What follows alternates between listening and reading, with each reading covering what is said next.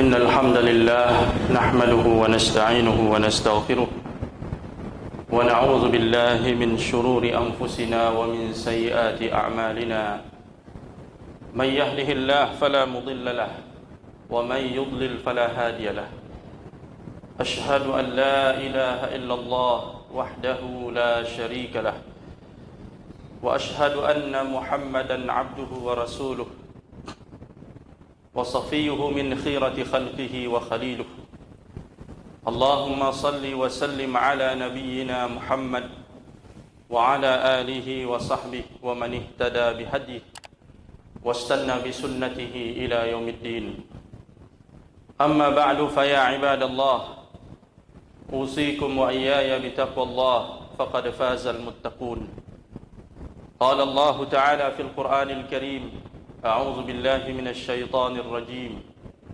يا أيها الذين آمنوا اتقوا الله حق تقاته ولا تموتن إلا وأنتم مسلمون. Hadirin kaum muslimin sidang jamaah Jumat yang dirahmati Allah Subhanahu wa taala. Dalam surah Yunus ayat 58 Allah Subhanahu wa taala berfirman, A'udzu billahi minasy syaithanir rajim. Qul bi fadlillahi wa bi rahmatihi fabidzalika falyafrahu huwa khairum mimma yajma'un. Yang artinya, katakan hai Muhammad, dengan karunia Allah dan rahmatnya hendaklah mereka bergembira. Rahmat dan karunia Allah itu jauh lebih baik dari segala kesenangan duniawi yang mereka kumpulkan. Kaum muslimin yang dirahmati Allah Subhanahu wa taala, dalam ayat ini Allah Subhanahu wa taala melalui Rasulullah sallallahu alaihi wasallam memerintahkan kepada kita untuk senantiasa berbahagia dan bergembira menyambut karunia Allah Subhanahu wa taala dan rahmatnya. Di dalam kitab-kitab tafsir, karunia Allah, fadlullah di sini ditafsirkan dengan Al-Qur'anul Karim. Artinya, kita sebagai orang-orang yang beriman diperintahkan untuk bahagia dan gembira dengan karunia Allah berupa Al-Qur'anul Karim yang telah Allah turunkan sebagai petunjuk hidup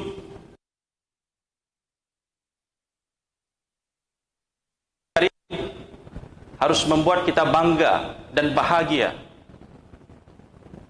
Dan kebahagiaan itu kemudian kita buktikan dengan berbagai hal, salah satunya adalah dengan banyak-banyak kita membacanya, dengan tilawatul Quran. Ini salah satu bukti kegembiraan kita dengan kitabullah. Yang kedua, dengan mentadabburinya, menghayati makna dan kandungannya. Dan penghayatan itu tidak mungkin bisa tercapai kecuali dengan mempelajari ilmunya. Maka di sini perlu kita mempelajari Al-Qur'anul Karim, isi dan kandungannya. Setelah kita mendapatkan ilmu Al-Quran itu, setelah kita meraih dan mendapatkan memahami pesan-pesan Allah di dalam Al-Quran itu, maka tugas selanjutnya yang berat adalah mengamalkannya. Mengamalkan Al-Qur'anul Karim dalam segenap aspek kehidupan kita. Dan ada tugas lain lagi, yaitu menyebarkan Al-Qur'anul Karim, mengajarkannya, mendakwahkannya. Bagi para ilmuwan ada kewajiban mereka melakukan difa' anil Qur'an, membela Al-Quran dari segala syubhat-syubhat yang menyerangnya, yang datang dari musuh-musuh Islam, yang mencoba mencari kelemahan-kelemahan Al-Quranul Karim, atau membuat kelemahan-kelemahan Al-Quranul Karim, padahal Al-Quranul Karim itu tidak ada kelemahannya. Maka di sini tugas para ulama mengerahkan kemampuannya, ilmu yang dia miliki, untuk mempertahankan keyakinan itu.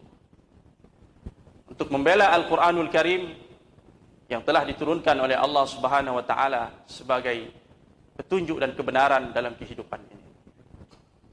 Dan tugas kita semua hadirin yang dimuliakan Allah, mendakwahkan nilai-nilai Al-Quranul Karim ini kepada umat manusia. Ini tugas kita.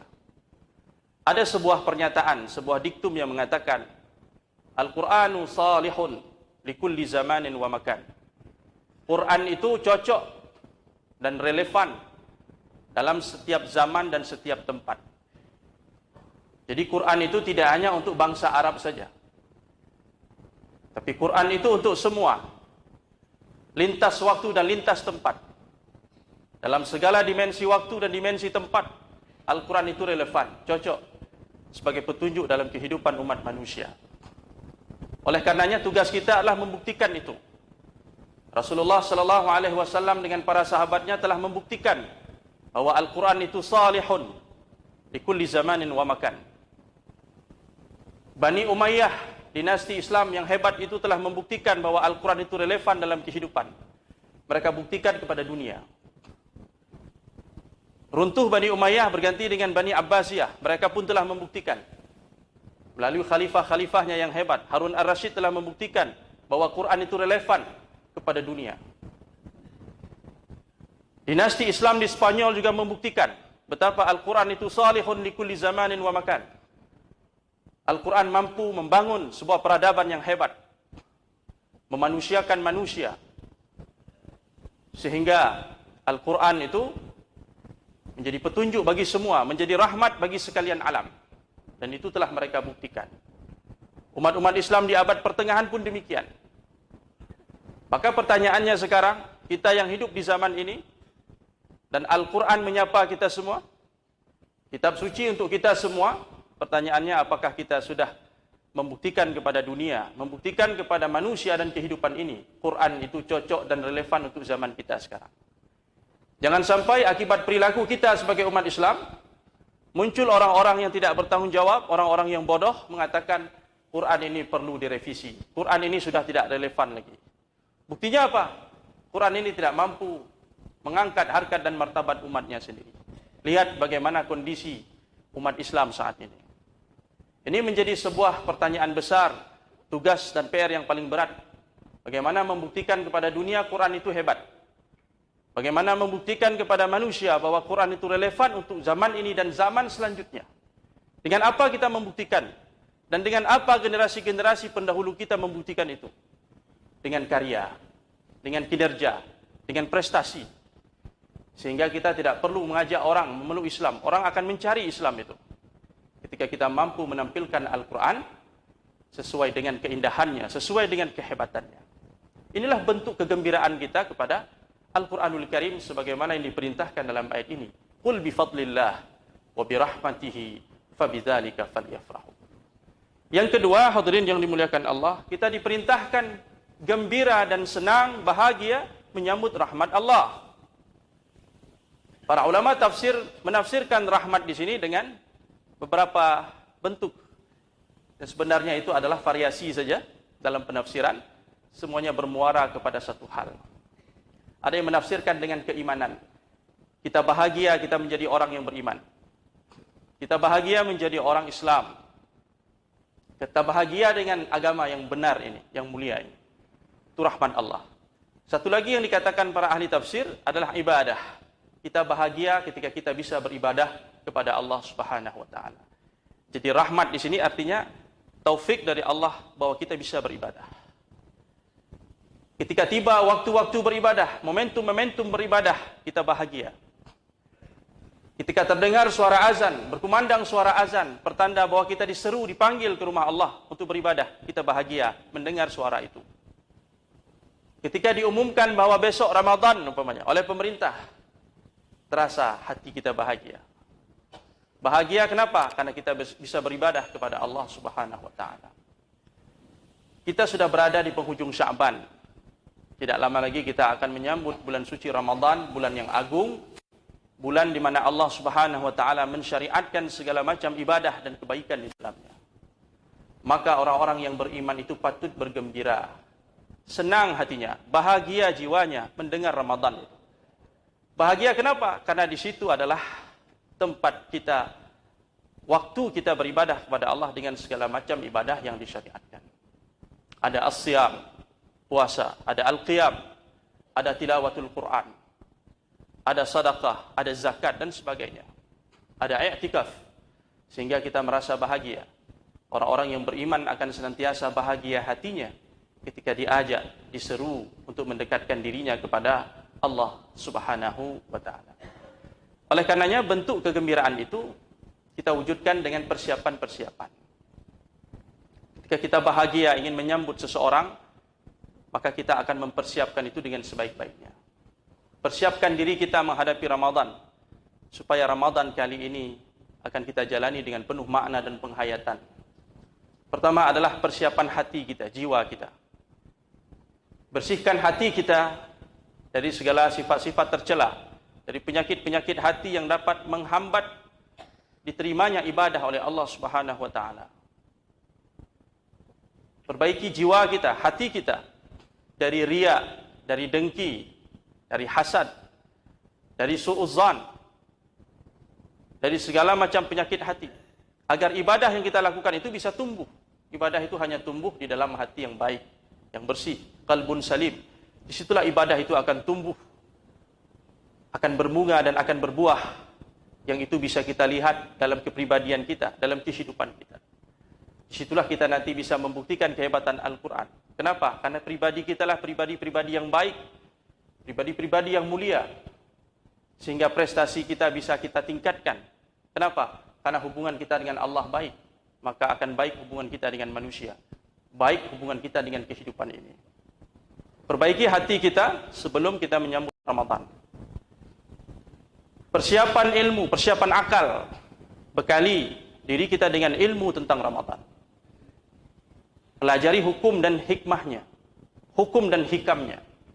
Setiap ibadah itu punya hukum-hukumnya, punya aturan-aturannya. Kita pelajari dengan baik. Dalam majelis-majelis ilmu, kita hadir, kita bertanya, supaya ibadah kita lebih siap untuk kita laksanakan. Di samping hukum ada hikmahnya, ada fadilah dan keutamaannya. Itu pun kita pelajari.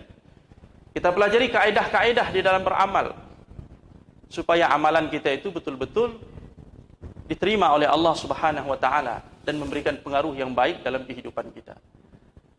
Pelajari hal-hal yang bisa membatalkan puasa dan membatalkan pahala puasa. Pantangan-pantangan dalam ibadah itu kita pelajari dalam segala aspek, sehingga ibadah kita itu benar-benar berkualitas dan benar-benar mendapatkan penerimaan dari Allah Subhanahu wa ta'ala. Dan persiapan-persiapan lainnya, termasuk persiapan jasad, persiapan kesehatan kita, harta kita dan sebagainya, itu disiapkan dengan baik. Inilah wujud dari kegembiraan kita menghadapi Ramadan, bulan yang mulia ini. Orang yang sehat akan lebih banyak bisa berbuat. Makanya dalam agama kita diajarkan al-mu'minul qawi khairun wa ahabbu ilallah minal mu'minid dha'if. Kata Nabi SAW, seorang mukmin yang kuat itu, termasuk di dalamnya mukmin yang sehat, lebih dicintai oleh Allah dan lebih disukai dalam agama ini daripada mukmin yang lemah. Karena dengan kekuatan itu kita bisa lebih banyak berbuat. Banyak kebaikan yang bisa kita lakukan. Kalau kita sehat, kita dapat pahala niat dan pahala berbuat. Tapi kalau orang sakit, dia hanya mungkin mendapat pahala niat saja. Mau beribadah, tidak sanggup. Tapi ingin beribadah, dapat pahala niat. Tapi pahala berbuat dia tidak dapat. Kalau sehat, pahala niat dan pahala berbuat. Banyak hal yang bisa kita lakukan. Apakah itu yang terkait dengan hablum minallah atau hablum minan nas.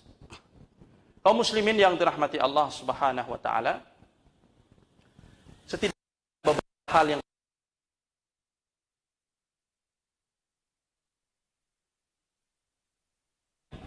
betulkan niat kita. Pelajari ilmu tentang niat. Karena dengan niat yang baik ini, maka ibadah yang kita lakukan itu akan semakin besar pahalanya di sisi Allah.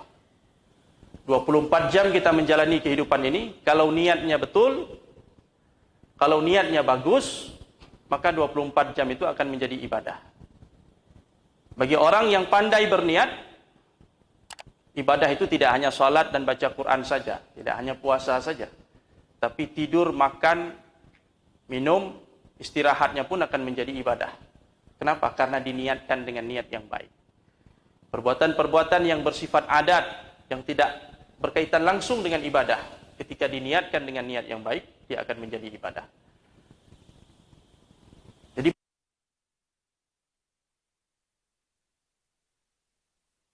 jam, padahal di situ ada tidur, ada makan, ada bekerja, mencari rezeki dan sebagainya, karena niat tadi. Jadi bekal kita menghadapi Ramadan kali ini adalah dengan niat yang baik. Yang kedua adalah beribadah dengan ibadah muta'addiyah. Ibadah-ibadah kita saja. Berzikir itu bagus. Tapi setelah kita berzikir, kita harus berpikir bagaimana orang lain juga bisa ikut berzikir seperti kita. Mengajarkan orang lain tentang zikir. Kita membaca Al-Quran, alhamdulillah itu baik. Tapi kita juga harus berpikir bagaimana kita bisa mengajar itu kepada orang lain. Kita beribadah baik, tapi kita juga harus berpikir bagaimana bisa orang lain beribadah seperti kita beribadah. Ini disebut dalam agama dengan ibadah muta'addiyah. Bukan hanya untuk diri kita, tapi juga untuk orang lain. Apabila itu kita lakukan, maka kita akan dapat meraih pahala sebanyak-banyaknya. Bukan hanya pahala kebaikan diri kita, tapi pahala dari kebaikan orang lain yang disebabkan karena ajakan dan seruan kita. Dalilnya adalah man dalla ala khairin falahu mislu ajri. Barang siapa yang menunjukkan, mengajarkan suatu kebaikan kepada orang lain, maka dia akan mendapatkan pahala dari kebaikan yang dilakukan oleh orang-orang yang diajak tersebut. Dan yang ketiga, yang terakhir adalah husnul khuluq. Perhatikan akhlak kita, budi pekerti kita kepada Allah, kepada Rasul, kepada orang tua, kepada guru, kepada tetangga, kepada teman, kepada saudara-saudara kita seiman seakidah, kepada makhluk-makhluk Allah. Perhatikan akhlak ini. Karena kata Nabi dalam sebuah hadis sahih, innal mu'min atau innal abda la yudriku bihusnil khuluq darajatal qa'imis sha'im. Seorang mukmin dengan akhlak yang mulia, dia bisa mendapatkan dan meraih pahala kebaikan orang-orang yang berpuasa terus-menerus dan orang-orang yang melakukan qiyamul lail terus-menerus. Dengan akhlakul karimah, kita akan mendapatkan derajat setinggi-tingginya di sisi Allah Subhanahu wa ta'ala. Demikian kaum muslimin yang dirahmati Allah, mudah-mudahan pesan dan tausiah ini bisa menjadi bekal dan renungan bagi kita semua. Aqulu qawli hadza wa astaghfirullah li wa lakum. Istaghfiruh innahu huwal ghafurur rahim.